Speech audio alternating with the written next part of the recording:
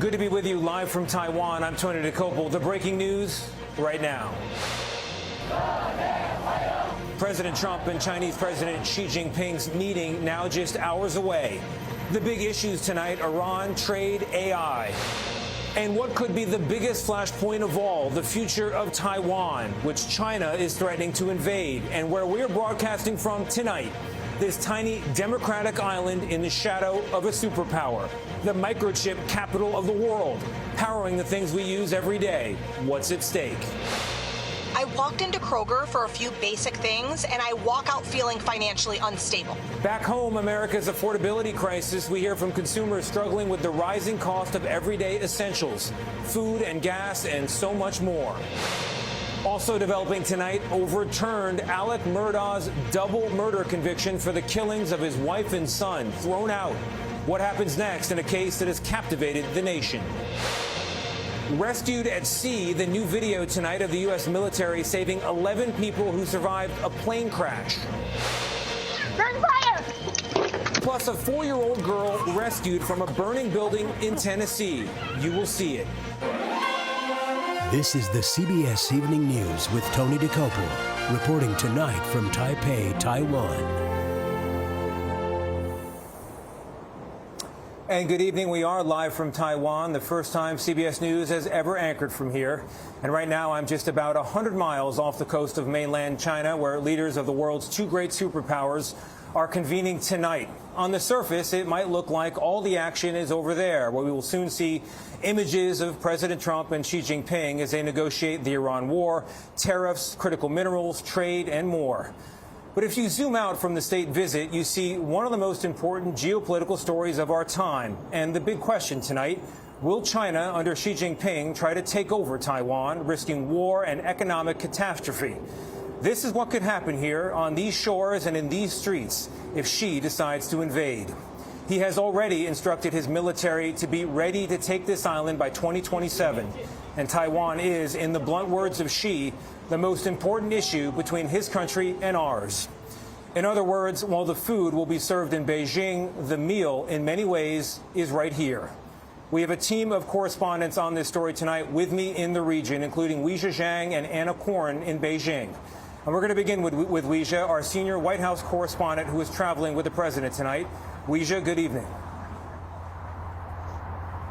Good evening, Tony. These two world leaders will see each other face to face for the first time on this trip during an elaborate welcome ceremony for President Trump in just a few hours. This two-day visit is meant to signal stability to the rest of the world, showing that competition between the U.S. and China is not escalating into confrontation.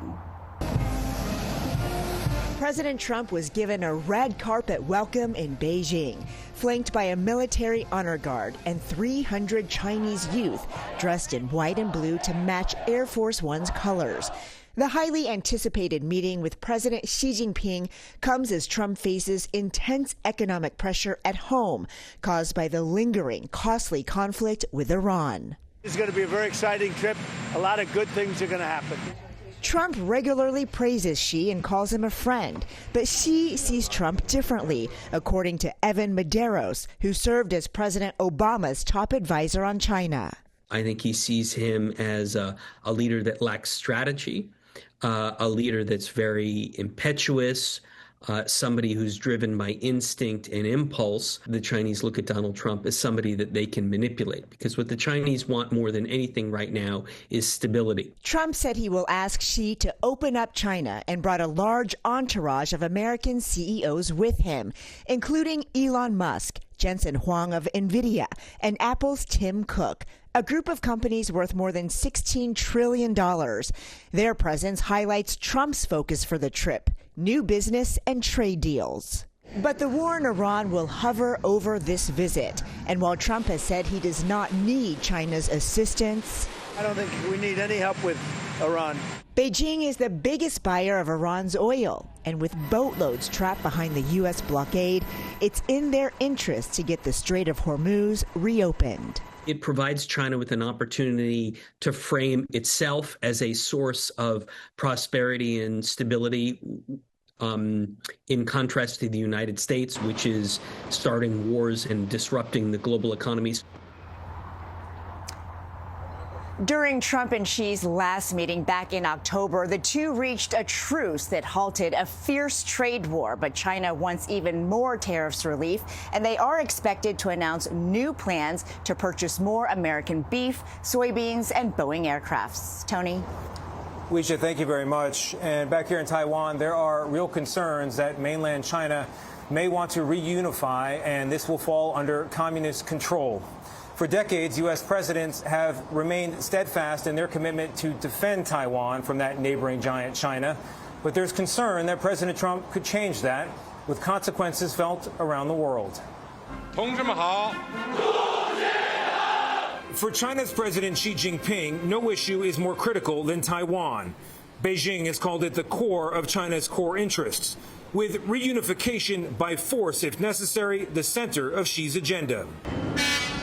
It's also critical for America's economy. Taiwan produces more than 90% of the world's most advanced semiconductors, crucial for AI and defense, making Taiwan ground zero for a global supply chain. There's a tremendous amount at stake in this relationship, and I don't think it's an exaggeration. But China has seen Taiwan as a renegade province since 1949, when the nationalists lost the Chinese Civil War to the communists and fled the mainland.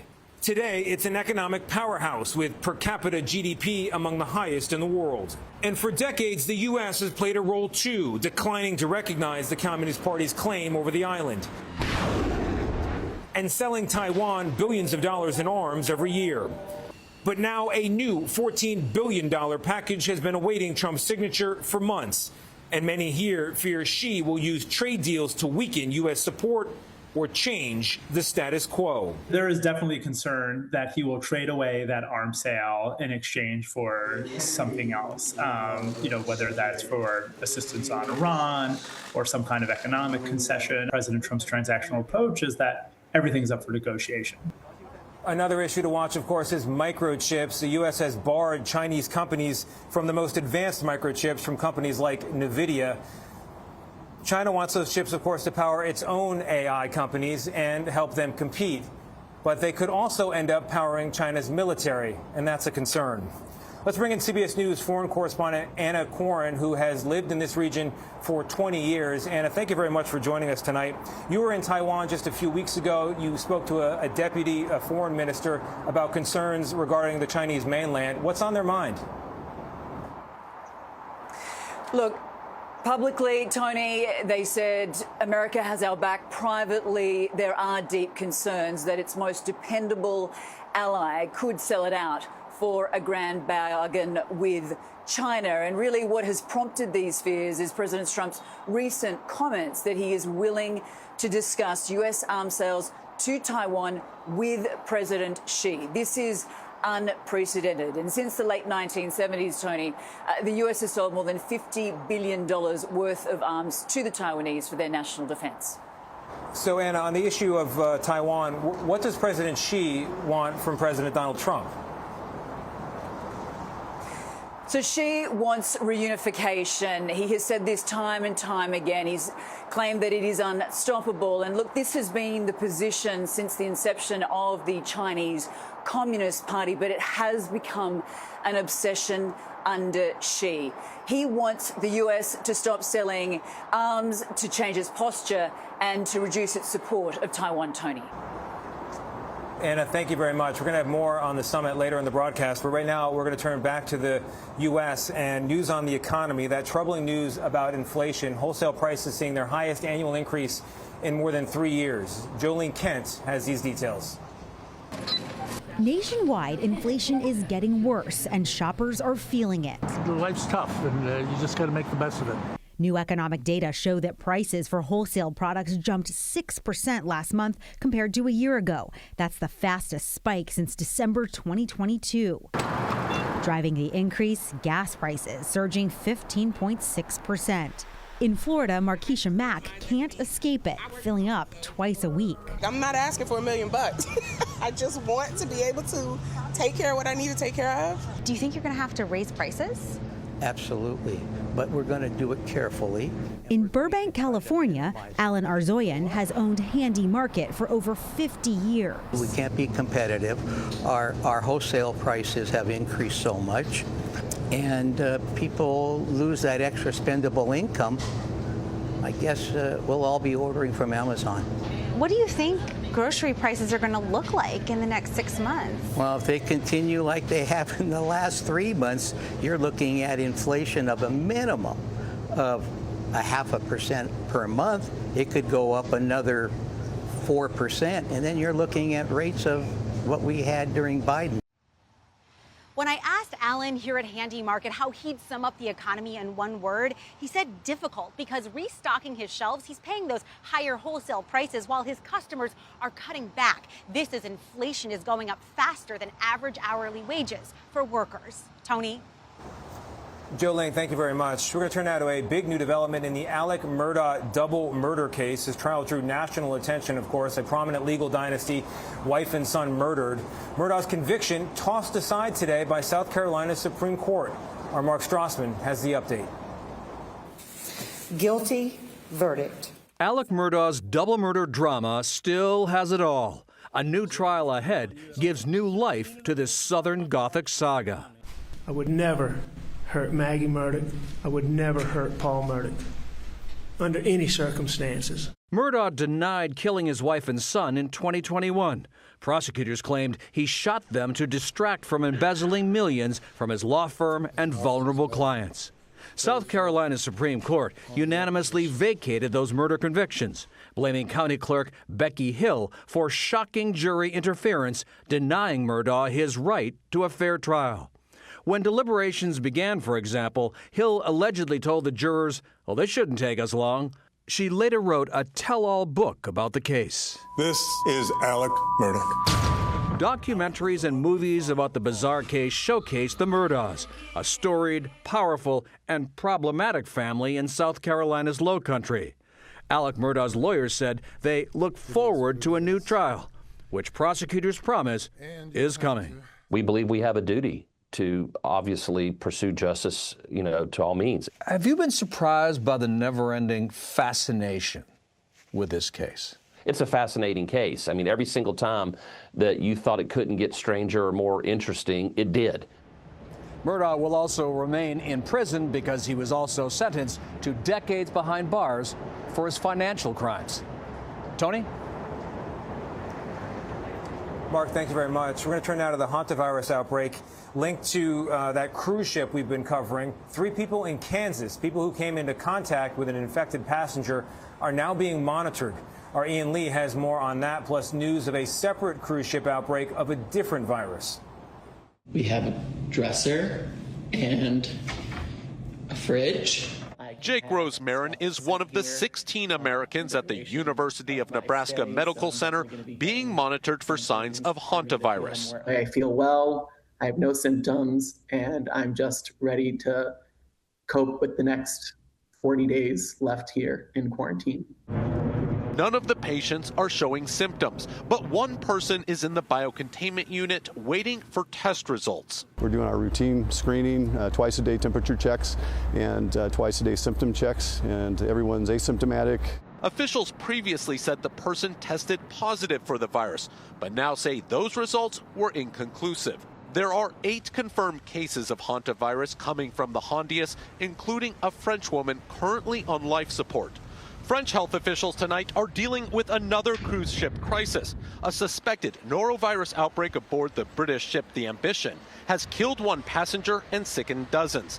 The ship, with 1,700 on board, has just been cleared to resume operations. Rather large amount of fuss that was made about the hantavirus has probably caused them to have to show that they are taking things seriously. I pressed doctors on when they'll feel comfortable for people to return home. They say the CDC and health officials will ultimately make that call. So for now, those passengers will remain here. Tony? Ian, thank you very much. Up next, rescue at sea, the U.S. military operation to save plane crash survivors stranded off the coast of Florida.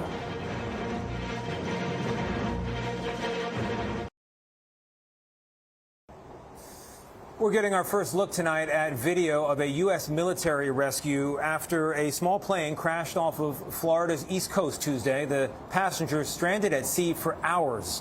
Here's Christian Benavides. New video showing that dramatic rescue at sea by an elite U.S. Air Force unit off the Florida coast.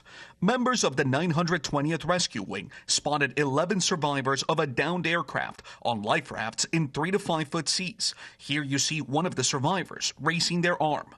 The rescue aircraft circles from above, a military chopper down below, as the airmen hoisted the survivors to safety. The unit was already airborne and training nearby when they got the call and were on site within minutes. We did 9 hoists in about 3 to 5 foot seas. We had 5 minutes left in gas when we got the last person out of the water. Authorities say the twin-engine turboprop experienced engine trouble during a short flight between islands in the Bahamas. The pilot was forced to land in the ocean miles away near Melbourne, Florida, successfully getting everyone onto a life raft. They had already been in the raft for about 5 hours, and you could tell just by looking at them that, they were in distress physically, mentally, and emotionally. The survivors were transported to a Central Florida hospital with no major injuries. I mean, for all those people to survive is pretty miraculous. Officials are crediting that 43-year-old pilot for not just making the emergency landing, but getting everyone onto the life raft. I spoke to his wife. She tells me that he's been piloting aircraft since he was 16 and says it is because of his experience and by the grace of God that they're all alive today. Tony? Christian, thank you very much. Coming up in a moment, a bus hijacked in Chicago. What the driver did to get away.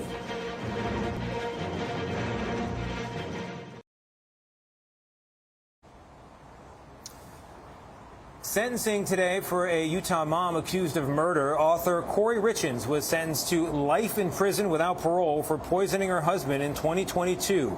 In a statement, Richins' children said they were afraid of her ever being released.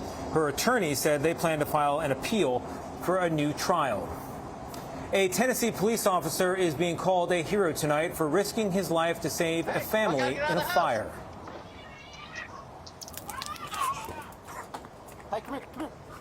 Those scenes from earlier this month when Officer Elijah Rogers from the Chattanooga PD busted down the door of the home, ran into the flames, and ran out with a 4-year-old girl, clearing way for mom to get the 10-year-old to safety. Everyone got out okay. No one was injured. A bus in Chicago was hijacked overnight with passengers on board. It sounds like this bus is going rogue right now. It's several miles off course. A man allegedly held everyone at knife point and made the driver keep going. Somehow the riders and the driver escaped out a window. The suspect, though, who ran away, was later caught. Up next from Taiwan, sizing up the superpowers.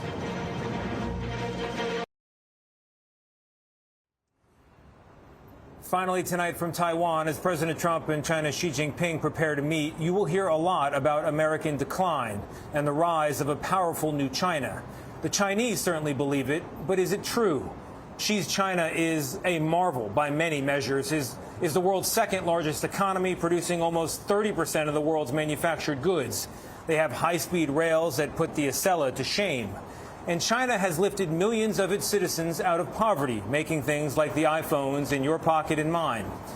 And yet, America remains the innovation hub of the world. Made in China, yes, but designed and invented in the USA.